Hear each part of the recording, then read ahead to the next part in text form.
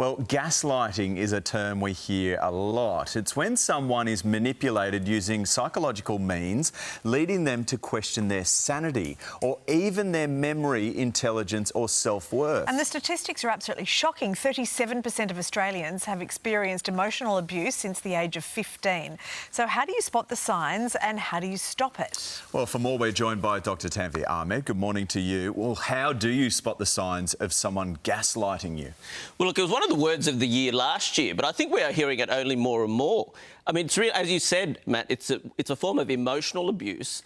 Day to day, how would we see it? One is you're repeatedly apologising, you're repeatedly questioning, am I being too sensitive? You get more and more isolated from friends and family. This is where it's another version of coercive control. It's a type of emotional abuse. So, and it's over a long period of time. I think a lot of people are using the term now in a very, just on one encounter, but it's really something that happens over a long period of time, and its origins are really interesting. There was a script written in 1938 and it was turned into a film, and the villain there repeatedly dimmed the lights but then told his partner, no, hang on, no, you're losing your mind. It's not getting dimmed. So that's the origins of the term. Original gaslight. Yeah, exactly. And she kept on saying, I'm sure it's darker in here. And he's saying, you've lost it. You've lost it about that. You've lost it about everything. It's insidious. It operates underneath the surface. And for a victim, it can have an impact on every area of its life. Absolutely. This is where we've really come to learn. There's obviously been lots of focus on physical abuse, but this is where a much bigger focus on emotional abuse, and this is arguably just as, if not more common, and that's why it's become a much bigger term in usage, if you like. And because it's a bit subtle, it's potentially even more dangerous.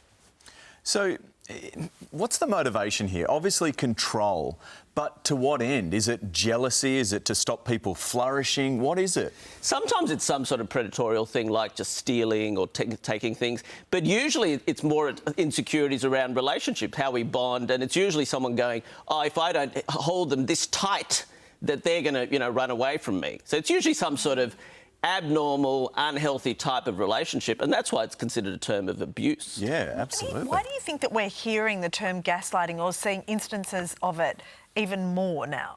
This is where I think it's interesting. Like, it has kind of, the term has gone up in line with, I guess, if you like, this era of gender tension. It's almost gone up in parallel with terms like mansplaining. So on one level, we've got a much bigger interest and much bigger focus on things like abuse or tensions in gender. But I also think we're using the term a lot. I think now people are using it just if there's a difference of opinion, sometimes where it's appropriate scrutiny. Sometimes people where you're getting questioned go, hey, you should be doing this or that, and people go, no, hey, you're gaslighting me. How can we stop it?